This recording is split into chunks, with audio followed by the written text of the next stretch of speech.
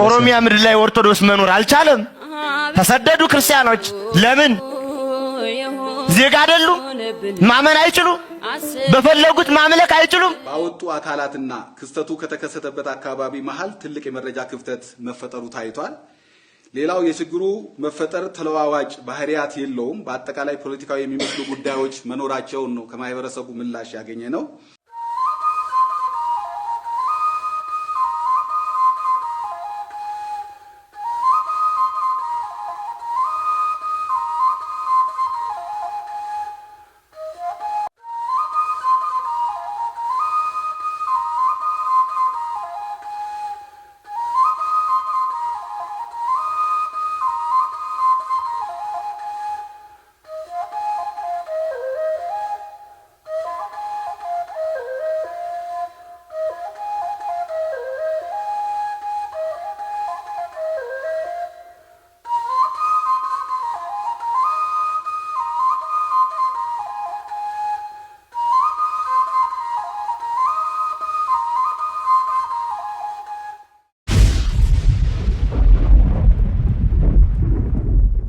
ሰላም ጤና ይስጥልኝ አድማጭ ተመልካቾቻችን፣ የጽናት ሚዲያ ቤተሰቦች እንደምን ቆያችሁ? እንደምን አረፈዳችሁ? እንግዲህ ፕሮግራማችን ጀምረናል። የጽናት ሚዲያ አድማጭ ተመልካቾቻችን ፕሮግራማችን እየተከታተላችሁ ሀሳብ አስተያየት እንድትሰጡ እንደዚሁም ላይክ፣ ሼር በማድረግ ሰብስክራይብ በማድረግ ሌሎችን በማዳረስ ከጎናችን ሁሉ ጊዜ እንደምታደርጉት እንድትቆሙ እንጠይቃለን። የዛሬ ፕሮግራማችን በተለይ ኦርቶዶክስ እምነት ተከታዮች ጋር የደረሰውን ጥቃት አስመልክቶ በአርሲ የተሰጠ መግለጫ ባወጡ አካላትና ክስተቱ ከተከሰተበት አካባቢ መሃል ትልቅ የመረጃ ክፍተት መፈጠሩ ታይቷል። ሌላው የችግሩ መፈጠር ተለዋዋጭ ባህሪያት የለውም። በአጠቃላይ ፖለቲካዊ የሚመስሉ ጉዳዮች መኖራቸውን ነው ከማህበረሰቡ ምላሽ ያገኘ ነው። የችግሩ ተጋላጮች አንድ ወገን ላይ ያነጣጠረ ማለትም ብሔር፣ ሃይማኖትን መሰረት ያላደረገ መሆኑንና ጉዳት መሆኑ ተገልጾልናል። የኢትዮጵያ ሃይማኖት ጉባኤ የሚል አጣሪ ኮሚቴ ተብሎ ወደ አካባቢው በማቅናት የተለያዩ ሰዎችን በማናገር ያገኘውት መረጃ ነው በሚል መግለጫ ይፋ አድርጓል። ይሄ መግለጫ በዋናነት 3 እንደምታዎችን አስቀምጧል። የመጀመሪያው ምንም አይነት የሃይማኖት መገለጫ የላቸውም በሚል ደምድሟል። ሁለተኛው የፖለቲካ ዓላማን መሰረት ያደረገ ግድያ ነው ይላል። በሶስተኛ ደረጃ ገዳዮቹ በዋናነት ሸኔና ፋኖ ናቸው በማለት ደምድሟል። እንግዲህ ይሄ መግለጫ የሚለውን በስፋት እንፈትሻለን ማለት ነው። የጽናት ሚዲያ ቤተሰብ በዋናነት የኢትዮጵያ ኦርቶዶክስ ተዋሕዶ ቤተክርስቲያን ላይ የተነጣጠረ ጥቃት እየተፈጸመ እንደሆነ ዛሬ ለማንም ሰው ግልጽ ሆኗል። ከልጅ እስከ አዋቂው የሚያውቀው ነው። ይሄ ጥቃት በዋናነት መንግስት ተኮር ጥቃት ነው፣ ብልጽግና ተኮር። ስለዚህ ብልጽግና በመዋቅር፣ በአስተሳሰብ፣ በትርክት፣ በታጣቂ፣ በወረዳ ሚሊሻ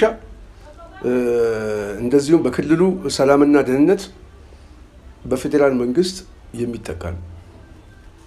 እነዚህ ኃይሎች ዋነኛ ታርጌታቸው ቤተክርስቲያኗ ጋር ሲሆን ይሄንን ጥቃት ደግሞ የሚደግፍ ደግሞ ራሱ በቤተክርስቲያን ውስጥ ደግሞ 8ኛ ተቋም በደንብ ልግለጽላችሁ። የመጀመሪያው በትርክት ነው። ይሄ ማለት ምንድነው? ኦርቶዶክስ ተዋሕዶ ቤተክርስቲያን የስልጣን ላይ ያሉት ሰዎች የሚመለከቱት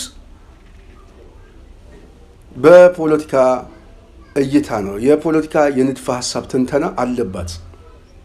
ምንድነው ይሄ? ምን ማለት ነው? ይሄንን ትንሽ ለፍተተው የኢትዮጵያ ኦርቶዶክስ ተዋሕዶ ቤተክርስቲያን በአስተሳሰብ ራሱ እና በቆይታ እድሜዋ ከሀገረ መንግስቱ ጋር አብራ የተገናኘ ማንነትና አሻራ አላት፣ ትውፊት አላት። ስለዚህ ኢትዮጵያ ውስጥ ኦርቶዶክስ ተዋሕዶ ቤተክርስቲያን ቋንቋን በመፍጠር አቆጣጠሮችን በመፍጠር ማህበረሰቡን በግብረ ገብና በስነ ምግባር በመቅረጽ እንደዚሁ አማኝ ከሆነ አካባቢ ቢያንስ አምላኩን እንዲያውቅ አብዛኛውን ማህበረሰብ ወንጌል እየሰበከች እያስጠመቀች ቤተክርስቲያን እየመሰረተች ሰው ከፈጣሪው ጋር የሚገናኝበትን መንገድ የከፈተች የኦርቶዶክስ ቤተክርስቲያን ነች። እቺ ቤተክርስቲያን ደግሞ በሀገረ መንግስት ውስጥ የራሷ የሆነ አሻራ አላት። ኢትዮጵያ የሚባል ሀገረ መንግስት ከምስረታው ጀምሮ ያበረከተችው አስተዋጽኦ ትልቁ የማዕዘን ራስ ነች። ዛሬ በአማርኛ የሚሳደቡ ሰዎች አማርኛን ቋንቋ ከግዕዝ ፈልቅቃ ያወጣችው እቺ ቤተክርስቲያን ነች። ስለዚህ በቤተክርስቲያን ውስጥ ያለ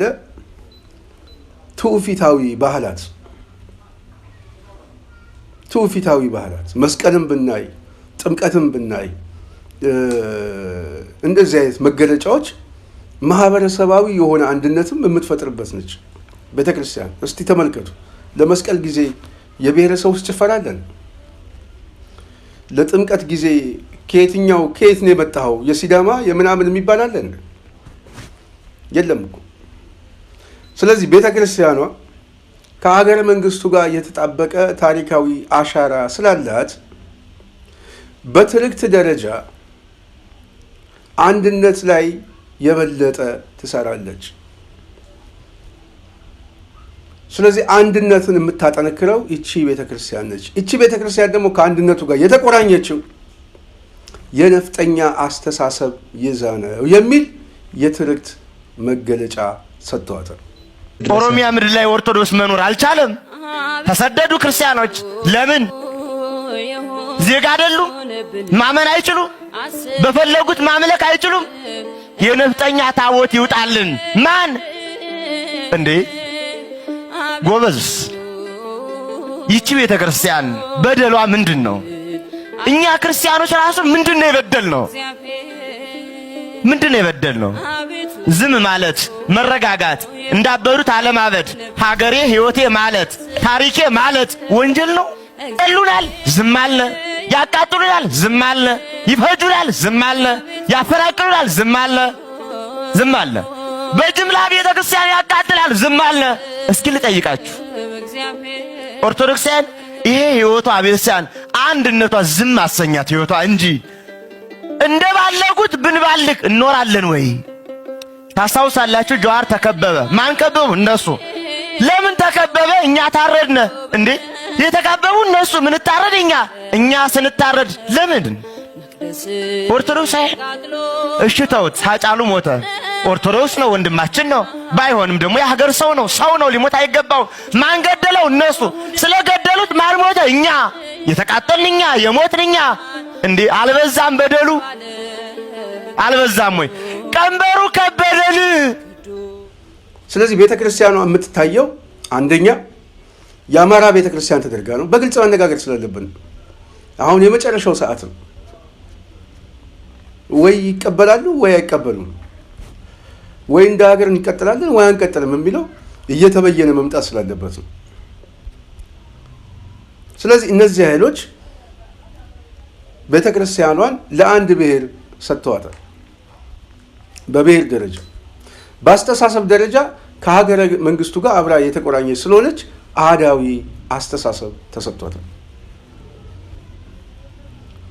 ስለዚህ ቤተክርስቲያኗ መገለጫዋ የአንድነት አቀንቃኝ ነች፣ አህዳዊ ነች። በውስጧ በኩል ደግሞ ያለው ደግሞ የነፍጠኛ ስርዓት አስተሳሰብ ተሸካሚ ነች። ስለዚህ ይሄ አስተሳሰብ እኛ ከምንፈጥረው ኢምፓየር ጋር አብሮ ስለሚጋጭ ይሄ አስተሳሰብ ዋነኛ የጠላት ካታጎሪ መሆን አለበት የሚል አንድ ፍረጃ ነው። ይሄ ትርክት በቤተ ክርስቲያን ውስጥ ከተሰራ ባለፉት 60 ዓመታት ውስጥ እየገነገነ እየመጣ አሁን በየአካባቢው ላይ ቤተ ክርስቲያንን ለማጥፋት የሚሰለፍ ኃይል በደንብ ዓይንና እጅና እግር ይዞ እየመጣ እንደሆነ እያየን ነው። ይሄ አሳሰብ ምን ፈጥሯል? ይሄ ትርክት ቤተክርስቲያኗን እንዴት እንክፈላት? መክፈልስ ይቻላል ወይ? ስለዚህ በሐሳብ ደረጃ ይህችን ቤተክርስቲያን ውስጥ ገብተን በአስተሳሰብ ደረጃ ብንበት ነው መዋቅሩን ብንይዝ የበለጠ ቤተክርስቲያኗን ማዳከም እንችላለን። የዳከመች ቤተክርስቲያን ደግሞ የጊዜ ጉዳይ ነው፣ ይበተናል። እንደ ተቋም ማፍረስ እንችላለን። ስለዚህ በውስጥ በኩል እንግባ የሚል ሐሳብ አለ። ይሄ ሐሳብ ደግሞ በቀጥታ ከዚህ በፊት ያያችሁት ነው። የዚህ የሲኖዶስ ጉባኤ ተብሎ የህገወጥ የሲኖዶስ ጉባኤ የወሊሶ ቁማርተኞች በቤተክርስቲያኗ ላይ ሌላ ቤተክርስቲያን እንፈጥራለን ብሎ ያደረጉት መፈንቅለ ሲኖዶስ የሚታወቅ ነው። ይሄ በዋናነት የተፈለገው በማስገደድ ኩዴታ ማድረግ ነው። ሲኖዶሱን መገልበጥ ነው። በማስገደድ ወደ ስልጣን መምጣት ካልሆነ ግን ቤተክርስቲያኗን እንደሚከፍሉ አቅም እንዳላቸው ማሳየት ነው፣ ማስጨነቅ ነው። ይሄንን አድርገውታል። 2015 ያየነው ወከባ አንዱ ይሄ ነው። ስለዚህ ይሄንን በማድረግ የወሊሶ ቁማርተኞች በማስገደድ በማስጨነቅ ወደ ስልጣን የሚመጡበትን በድርድርም በማስገደድም የጫወቱ ሚና የምናስታውሰው ነው። ምን ያህል ሰዎች ሞቱ? የሻሸመኔ ሚካኤልን ማስታወስ ይቻላል። በሌላም ቦታ እነሱን የተቃወመ ሁሉ በገፍ የታሰረው፣ የተደበደበው፣ የተገደለው ቀላል አይደለም። ምን አይነት ጥበቃ ሲሰጥ ነበረ? ሻሸመኔ ላይ ማን ነበረ ሰው ሲገል የነበረው? የኦሮሚያ ሚኒሻ፣ የክልሉ አስተዳደር ሽመልስ አስተዳደር የሪፐብሊካን ጋርድ ተመድቦላቸው ነበረ በኮንቬይ ሲጠበቁ የነበሩት። መንግስታዊ የሆነ ጥበቃ እየተሰጠው ማለት ነው። ይሄ መንግስታዊ ጥበቃ በዋናነት ቤተ ክርስቲያኗን መክፈል ነው። ሽመልስ አብዲሳ የኦሮሞማ የማይሆን ስም ራሱ እናጠፋለን ያለ ይሄ ከመጽሐፍ ቅዱስ ከሚወሰድ ምናምን ይሄ ናዝሬት ምናምን የሚባል ነገር እናጠፋለን ያለ።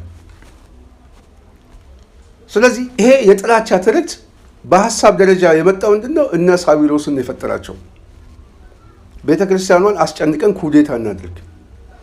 እነዚህ ሰዎች በማስጨነቅ በርካታ ምዕመናንን በማስገደል በወንጀል አልተጠየቁም። እንደውም ራሱ ያገዛዙ ቁንጮ ከቤተ ክርስቲያን አባቶች ጋር ተነጋግሮ በሰላም ስም ውስጥ ገብተው ስልጣን እንዲይዙ ነው ያደረጉት። የተወገዙ ሰዎች ስልጣን እንዲይዙ ተደረገ። ቤተ ክርስቲያኗን በአቋራጭ እንዲቆጣጠሩ ተደረገ ማለት ነው። ሪሶርሱን፣ ሀሳቡን ተቆጣጠሩት። ሀገረ ስብከቱን ያዙት። በዚህ ሰዓት ቤተ ክርስቲያኗ ከነበረባት የፍርሃት ቆፈንና እንደዚሁም አባቶች ነገሮችን የሚያዩበት መንገድ እየፈጠኑ እንደነሱ የሚመጡበት ሁኔታ በጣም የዘገየም ስለሆነ በተለይ በዚህ አስተሳሰብና በዚህ ትርክት ደግሞ ባለፉት 30-40 ዓመታት ቤተክርስቲያኗ ስለተጠቃች ምን ተፈጥሯል? አድርባይና ተሽለጭላጭ ራስን ብቻ መሰረት ያደረገ የጥቅም ተዋናይ በቤተክርስቲያን ውስጥ ተፈጥሯል። ስለዚህ የኔን ጥቅም እስካስጠበቀ ድረስ ሳዊሮስም መጣ፣ ቤተክርስቲያኗም ትቃጠል፣ ችግር የለውም የሚል አስተሳሰብ በአባቶችም ዙሪያ አስተሳሰቡ እየገነገነ እንዲመጣ ሆነ። መንፈሳዊ ምንኩስና እያነሰ የጥቅምና የስጋ አምልኮት እየጨመረ መጣ። በዚህ ሰዓት በትርክት ደረጃ ቅድም የነገርኳችሁ እንደሆነ ነው። በሐሳብ ደረጃ ደግሞ በውስጥ በኩል ገብተን እንቀበለው የሚል አስተሳሰብ ነው። ይሄንን አሳኩት። በውስጥ በኩል ገብተው ቤተክርስቲያኗን በማንኮታኮት የአስተሳሰብ ተጋሪ ሆኑ። ዛሬ እነዚህ የአስተሳሰብ ተጋሪዎች ምን እየተፈጸመ ነው፣ ምንስ እያደረጉ ነው የሚለውን ደግሞ በተወሰነ መልኩ እንየው። እነዚህ አስተሳሰብ ያላቸው ሰዎች በዋናነት ከላይ ጥምጣም ያደረጉት መንፈሳዊ አባት የሚመስል ጋቢና ቆብ ቢጭኑ አስተሳሰባቸው ግን ስጋዊ አስተሳሰብ ነው፣ መንፈሳዊ አስተሳሰብ አይደለም። የክርስቶስን መስቀል ተሸክመን ወደ ቀራንዮ እንሄዳለን አይደለም። የኦሮሚያን ካርታ ይዘን ወደ ባሌና ጅማ እንገባለን የሚል። ስለዚህ ይህንን አስተሳሰብ ደግሞ ለማገንገን በቤተ ክርስቲያን ውስጥ እንኳን ሌላ ክልል አዲስ አበባ ከዚህ በኋላ በኦሮሞኛ ነው የሚቀደሰው ታያለ ሁሉም ወደ ክልል ትሄዳለ የሚል ቄስ አለ። ይሄ አስተሳሰብ ቋንቋን መሰረት ያደረገ አስተሳሰብ የተፈጠረው በቤተ ክርስቲያን ውስጥ አንድነቱን ለመክፈል ነው። ምንድነች? ቅድም ብያቸዋለሁ። አህዳዊ ነች። የነፍጠኛ ስርዓት ተሸካሚ ነች። ስለ አንድነት ነው የምታቀነቅነው። ይሄ አንድነት ደግሞ እኛ ልንፈጥረው የምንችለው ጠባብ ብሔርተኝነትን ልናሳካ አልቻልንም የሚል ግምገማ ስላላቸው እነዚህ ጠባብ ብሔርተኛ ቆብ እየስጨኑ በቤተ ክርስቲያን ውስጥ እንዲሰገሰጉ የደረገበት ምክንያት ይሄንን አንድነት ለመክፈል ነው። እነዚህ ሰዎች ደግሞ የሚጠይቁት ምንድን ነው? በቤተ ክርስቲያን ውስጥ ኤትኒክ ፌዴራሊዝሙ ተግባራዊ ይሁን፣ ቅዳሴው ራሱ ቋንቋን መሰረት ያደረገ ይሁን፣ ዳዊት ስናነብም በተመሳሳይ የሚል አመለካከት ነው። በቤተ ክርስቲያን ውስጥ የብሔር ብሔረሰቦች ቅዳሴ እንዲደረግ የሚፈልጉ ኃይሎች ናቸው። ወደ ስጋዊነት ለማውረድ የቤተ ክርስቲያን አንድነት ለማፍረስ እነዚህ ኃይሎች ስልጣኑን ከያዙ በኋላ በአስተሳሰብ ሁለት ሚናቸውን እየተወጡ ነው። አንደኛ መንግስታዊ ተኮር ለሚሆነው ጭፍጨፋ አንድ በዝምታ ምክንያቱም ካህኑ ዝም ሲል የሚገደለው ሰው መንፈሳዊ አባት የለኝም ብሎ ተስፋ ሲቆርጥ ምን ይሆናል? ይሰደዳል። ተስፋ ይቆርጣል። ፍርሃት ይሰማዋል። ፍርሃት ሲሰማው ሲታፈን በድምፁ ታፍኖ ይጨፈጨፋል። ጥቃቴን የሚመለከትልኝ ሰው የለም፣ ጥቃቴን የሚያይልኝ ምዕመናንም የለም። ስለዚህ እኔ ኦርቶዶክስ በመሆኔ ግድያ ከሆነ የማተርፈው ለምንድን ነው ኦርቶዶክስ መሆኑ በማለት ደግሞ እምነቱን እንዲለውጥ ያስገድደዋል። መንፈሳዊ ጥንካሬ የሌለው ሰው እኔ ኦርቶዶክስ በመሆኔ ያተረፍኩት ትርፍ የለም፣ ግድያን የተረፈኝ መንፈሳዊ አባት የለኝም፣ መንፈሳዊ ምዕመናንም አጣው፣ ሆቴል እንኳን የሚሞትልኝ የለም፣ እንደውም በሞቴ የሚሳለቁ አባቶች አሉ ብሎ ሲያስብ ስጋዊ መፈታተን ውስጥ ሲገባ መንፈሳዊ ጥንካሬ ሲጎለው እምነቱን ሊቀይር ይችላል። በአስገዳጅ ሁኔታ እምነቱን ሊለውጥ ይችላል። እንዲህ በማድረግ የሚያፈናቅሉትን በማፈናቀል የሚጨፈጭፉትን በመጨፍጨፍ በአካባቢው ላይ የዲሞግራፊክ ለውጥ ማምጣት ነው። ዲሞግራፊ ቼንጅ መደረግ ማለት አንዱ ታክቲክ ይሄ ነው። ስጋዊ ህይወቱ ያስገድደዋል። ፍርሃት ውስጥ ሲገባ እምነት እየለወጠ መኖር የሚፈልግ አንዳንዱ ሊፈጠር ይችላል። በሌላ በኩል ይፈናቀላል።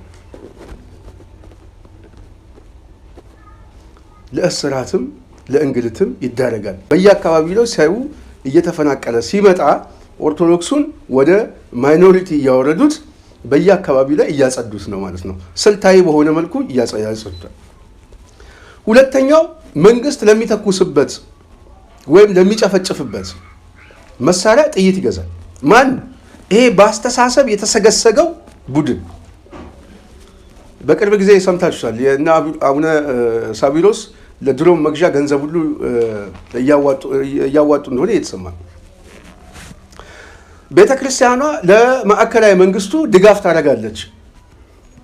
ድጋፍ የምታደርገው በዋናነት ለሚገዛበት ለሚተኮስበት ጥይት ነው። ስለዚህ ለፌዴራል መንግስቱ ድጋፍ ታደርጋለች። ግድያ ፌዴራል መንግስቱ በተቀነባበረ መልኩ ይገድላል። ግድያውን በዝምታ ታልፈዋለች። ስለዚህ ሶስተኛው ይሄ ነው። አራተኛው በታጣቂ የሚደረግ ኦፕሬሽን በአስተሳሰብ ቅድም ነግሬያቸዋለሁ። በቤተ ክርስቲያን ላይ የሚፈጸመው በሀሳብ ደረጃ ገስግሶ የገቡ ሰዎች አሉ። በቤተ ክርስቲያን ውስጥ የተሰገሰጉ ተቋማዊ የሆነ የአስተሳሰብ ተጋሪዎች አሉ። አራተኛው ታጣቂዎች ደግሞ አሉ።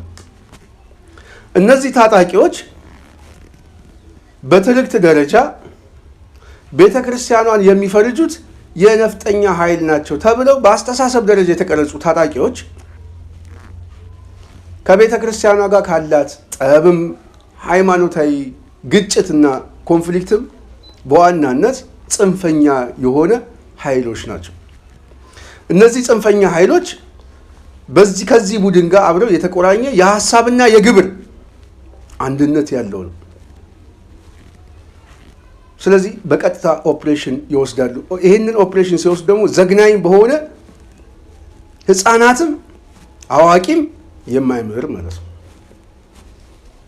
ይሄ ጭካኔ ከተፈጸመ በኋላ በዋናነት በወረዳ አስተዳደሩ በኩል ደግሞ የሚሰጥ ማስተባበያዎች አሉ። ምን ተብሎ ይሄ ጉዳይ አልተፈጸመም፣ ውሸት ነው፣ ይሄንን የሚያናፍሱ ሰዎች ከድርጊታቸው ይቆጠቡ ይላል። አራተኛው ገዳይ ይሄ ነው። አምስተኛው ገዳይ የክልሉ አስተዳደር ነው።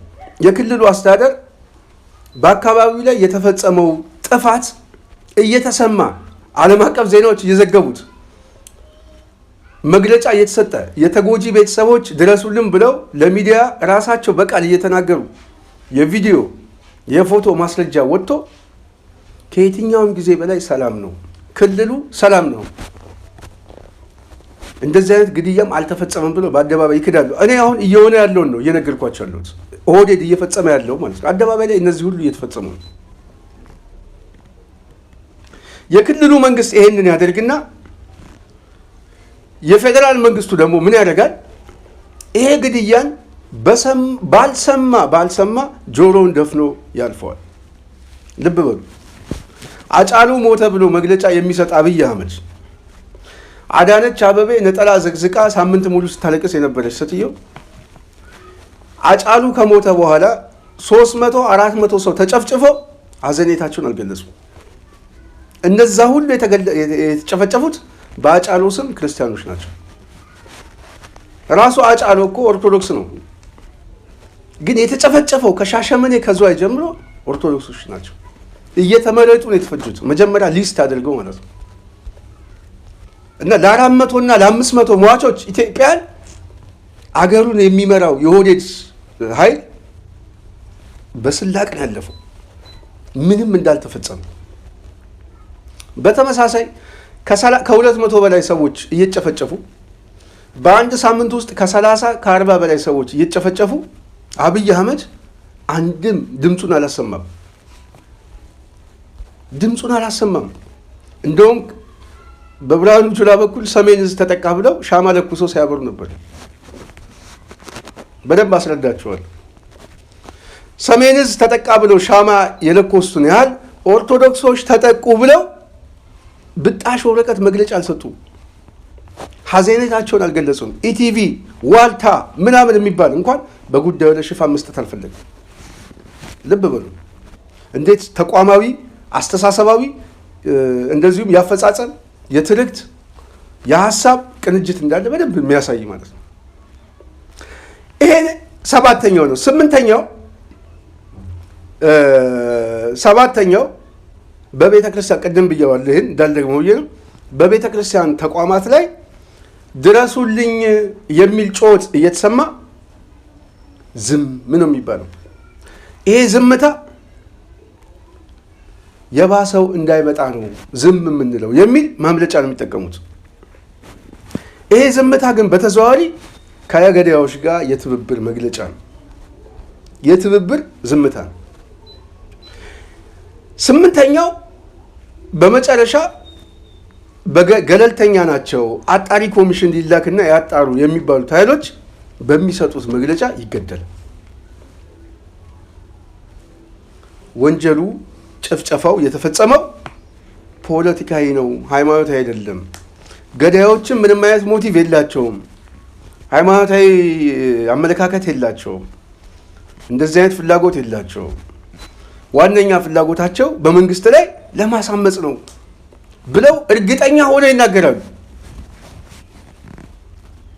አሁን እዚህ ላይ ነው የምንተነትነው ማለት ነው።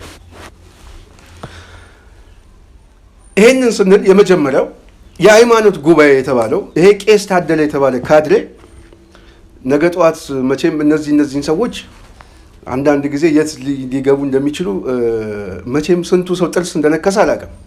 ግን እንደ በፊቱ እንደ 2010 የሚመስለው ሰው አለ አይደለም። የሚቀጥለው በጣም ከባድ ነው። ምላስና ጆሮ ይቆረጥበታል። ብቻ የዛ ሰው ይበላል። ይሄ ካድሬ ምን አለ? ይሄ አድርባይ የሟቾቹን ሁኔታ የመጀመሪያው ፖለቲካዊ ዓላማ እንጂ ሃይማኖታዊ ዓላማ የለውም ብለው በመግለጫ ሲያወጡ፣ ሁለተኛው ደግሞ የገዳዮቹ አስተሳሰብ በመንግስት ላይ ለማሳመጽ ነው ዋነኛ ግባቸው። እነዚህ ኃይሎች ደግሞ የውጭ ተላላኪዎች ናቸው ለማለት ነው። በሶስተኛ ደረጃ የገዳዮቹን ማንነት ሲበይን ፋኖና ሸኔ ነው አለ። ይሄ መሰረቱ ለምን እንደሆነ ልንገራችሁ። አንደኛ የተፈጸመው ጥቃት አብዛኛውን ህዝብ እያንገበገበው ያልታሰቡ አደጋዎች በሀገሪቱ ላይ ሊፈነዳ እንደሚችል ተገምግሞበታል። ይሄ አደጋ ምናልባትም ሀገር ይዞ ሊሄድ ይችላል። ይሄ አደጋ ኦሮሙማን ሊያቃጥለው ይችላል፣ ወደ ሲኦል ውስጥ ሊከተው ይችላል። ይሄ አደጋ እንደ ሀገር ብቻ ሳይሆን ምናልባትም በኢትዮጵያ ውስጥ በዓለም ደረጃ እንደ ምሳሌ የሚጠቀሱ እነሱን ተመልከቷቸው ነደው አለቁ የሚባልበትን ዘመን እያዋለዱ እንደሆነ ገብቷቸዋል። የሚተርፍ የለም። በጣም አደገኛ ስሜት፣ አደገኛ ቁጭት፣ አደገኛ እልህ በዚህ ሁኔታ መውደቄ የማይቀር ከሆነ የማን ቤት ተቃጥሎ የማን ይቀራል የሚል አስተሳሰብ እየገነገነ መጥቷል። ይሄ በጣም ከባድ ነው። በጣም አስጨናቂ ነው። በጣም አስጨናቂ ነው። ክብሪቱን ለለኮሱት ሰዎች ራሳቸው ከባድ ነው። የሚተርፉበት አይደለም። ይሄ አይነት አስተሳሰብ በአብዛኛው በወጣቱ ላይ እየገነገነ ነው ያለው። እኔ አሁን በመረጃ ነው የምነግራችሁ። በወጣቱ ላይ እየገነገነ ቁጣው አደገኛ የሆነ አገሪቱ ውስጥ ካለው የፖለቲካ ቀውስ በላይ ሃይማኖታዊ ቀውስ ተፈጥሮበት፣ ይሄ ደግሞ አሁን ደግሞ የጦርነት ቀውስ ደግሞ ባለበት ሁኔታ ይሄ ነገር ሲገነግን ሊፈጥረው የሚችለው አደጋ ምንድን ነው? አንድ ጠበቃ ቆንጆ ሲናገር ሰምቼዋለሁ። በሃይላንድ የታሸገ ጠላ ስትከፍተው የሚፈነዳው ፍንዳታ ትንሽ ነገር ነው የሚበቃው። የዛ አይነት አመለካከት ነው ኢትዮጵያ ውስጥ ያለው። ሊፈነዳ ነው። ይሄ ከፍተኛ ድንጋጤ ስለተፈጠረ እነ ቄስ ታደለ የወንጀሉን የጭፍጨፋውን ባለቤቶች ከጠያቂነት እንዲያመልጡ ምንም አይነት ሃይማኖታዊ አስተሳሰብ የለውም የሚል ድምዳሜ እንዲሰጡ አድርጓል። ሁለተኛው ይሄንን የሚፈጥሩ ኃይሎች የውጭ ኃይሎች ናቸው፣ የውጭ ጥገኞች ናቸው፣ ባንዳዎች ናቸው፣ ዕዳዎች ናቸው ብሎ ለመጠምዘዝ የፈለጉት የፖለቲካ መሳሪያ ለማድረግ ፈልገውት ነው። ግድያውን አስመልክቶ ሊፈጠር የሚችለው ቁጣ የግብፅ የሻቢያ የምናምን ተላላኪዎች አድርገው ለመፈረጅ ፈልገው ነው። ህዝቡ እንዳይነሳ እነዚህ ኃይሎች የሚያመጡት አስተሳሰብ እንጂ እነሱን አታዳምጣቸው። የምትሞተው የፖለቲካ ዓላማ ያላቸው የኛው ሰዎች ናቸው። ሞቱን እውቅና አይሰጡትም፣ ግን በሞት ደግሞ እንዳይቆጣ ግን ምክንያት ይሰጣሉ። የግብፅና የሻቢያ ተላላኪዎች ናቸው። ስለዚህ ብትሞትም ችግር የለውም፣ እንገላሃለን፣ እንጨፈጨፈሃለን፣ ግን እንዳታምጽ። ከአሪሲም ከበቆጂም ከምን እናስወጣሃለን፣ እናፈናቅልሃለን፣ ግን አታምጽ። ካመጽክ የሻቢያና የግብፅ ተላላኪ ነው። ይሄ እነሱ አሳሰብ ነው። ሞትህ ግን ህጋዊ ነው እያለ ነው። ይሄንን በመግለጫ ነው የሰጡት። በሶስተኛ ገዳዮቹን ፋኖና ሸኔ ብለው ሲበይኑ እነዚህ ሰዎችን ያቋቸዋል ማለት ነው። ካላወቋቸው እንዴት አረጋግጣቸው የሚለውን በተወሰነ መልኩ እንሄድበት። የጽናት ሚዲያ ቤት አንደኛ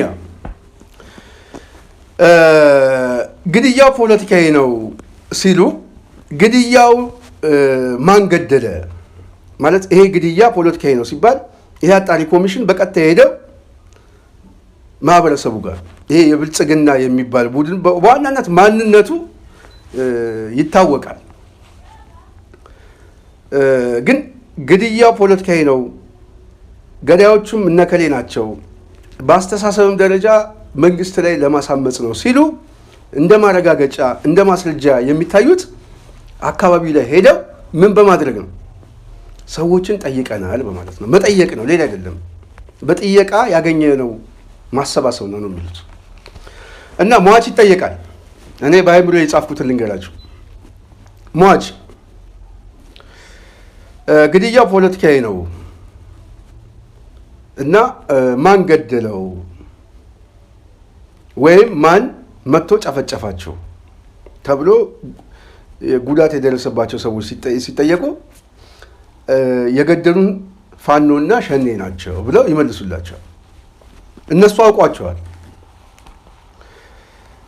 እና ማን ነገራቸው? ተጎጂዎቹ ይህንን ማን ነገራቸው? መሆናቸው ማን ነገራቸው ብለን ስንጠይቀው መልስ የለም። ለምን ገደሏቸው? ለምንስ ጉዳት ደረሰባቸው ብለው ሲጠይቋቸው እኔ አሁን ይሄ ቃለ ምልልሱን ነው የምነግራችሁ በምናቤ ያስቆጥን ይሄ የቄስ ታደለ የካድሬው ስብስብና አንዳንድ ጥምጣም የጠመጠመ እዛ ውስጥ ያለው ቡድን በአጠቃላይ የብልጽግና ኦሮሞማ ቡድን ማለት ነው። በነገራችን ላይ ከኮሚቴ ውስጥ ማጆሪቲው የኦሮሞማው ቡድን የላካቸው ሰዎች ብቻ ሳይሆኑ የዛ አስተሳሰብም ተጋሪዎች ናቸው፣ ይታወቃል። ጽንፈኛ ሃይማኖታዊ ብሔርተኛ ያለው አለ፣ ጽንፈኛ የሆነ የዚህ የወዴድ አስተሳሰብ ያለው ነው። ስለዚህ እንደ ቡድን ነው የምነግራችሁ፣ እንደ ጥቂት የልሂቃን ቡድን። ስለዚህ ማን ነገራችሁ የሚለው ጥያቄ በኮቴሽን እንተው፣ ግን የመለሱላቸው ፋኖና ሸኔ ብለው ነገሯቸው። ለምን ገደሏችሁ? ለምንስ ጨፈጨፏችሁ ብለው ሲጠይቋቸው በመንግስት ላይ ለማሳመጽ እንግዲህ ያቺ የ8 ዓመት ልጅ እናትሽን ለምን ገደሏት ሲላት በመንግስት ላይ ለማሳመጽ ፈልገው ፋኖና ሸኔ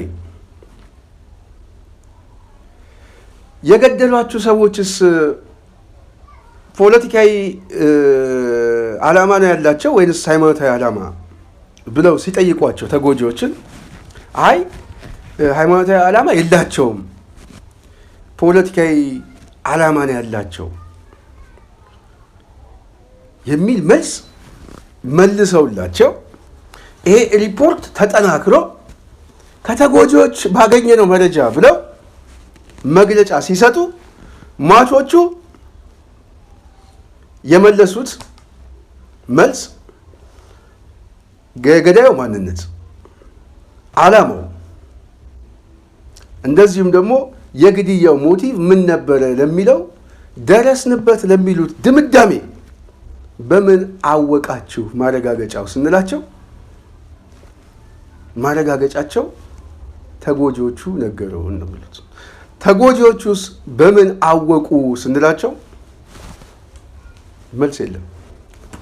ዝም ብላችሁ አስቡት ብቻ እንዴት ራሳቸው በሚሰጡት መግለጫ እንኳን ፍላጎቱ የማን ፍላጎት እንደሆነ ቅንጅታዊ አስተሳሰቡ የማን እንደሆነ ከራሳቸው አንደበት መረዳት ይቻላል ማለት ነው።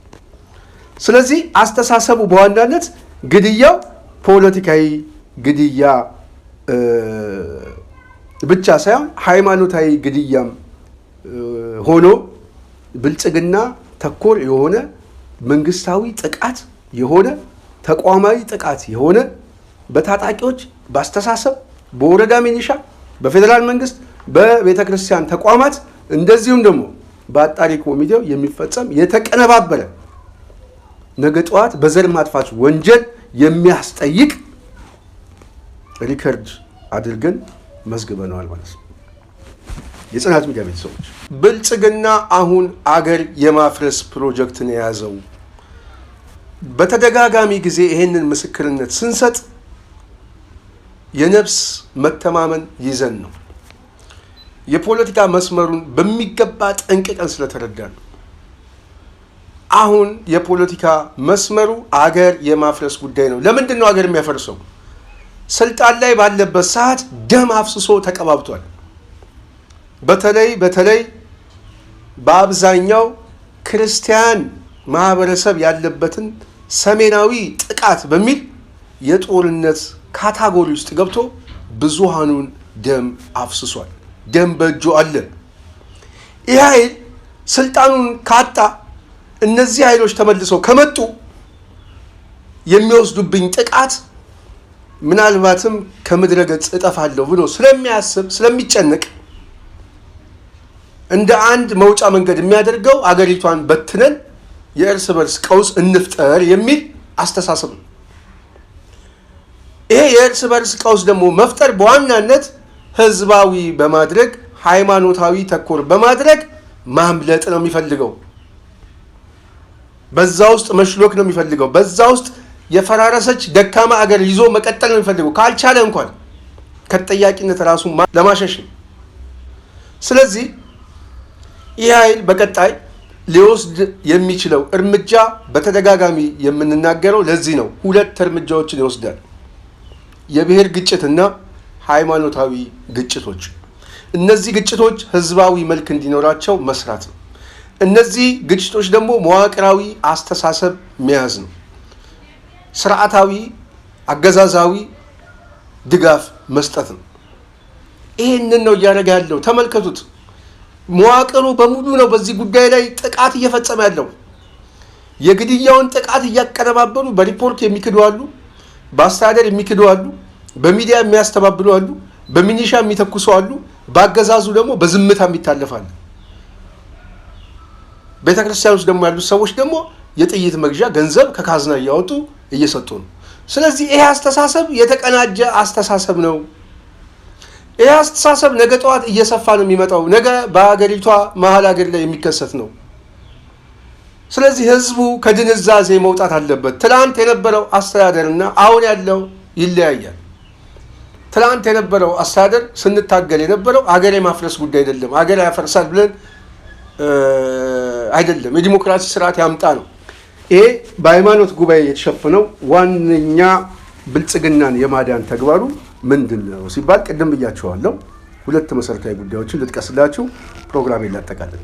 አንደኛው ብልጽግና ውስጥ እየመጣ ያለው አደገኛ አብዮት ማስቀረት፣ ሁለተኛው በብልጽግና ላይ ነገ ጧት ተጠያቂ እንዳይሆን ሪከርዱን መሸፋፈን፣ የመከላከያ ማስረጃ የማቅረብ ጉዳይ ነው። ይጠየቅበታል እኮ የመከላከያ ማስረጃዎችን ግን የማቅረብ በሰዓቱ ገለልተኛው አካል ተመድቦ አጣሪ ኮሚሽን የበየነው ብያኔ ይሄን ይመስላል የሚል የታሪክ ሰነድና ማስረጃ ለማቅረብ ነው። ይሄ ግን በማስረጃ ስለሚፈርስ ከተጠያቂነት አይመጡ።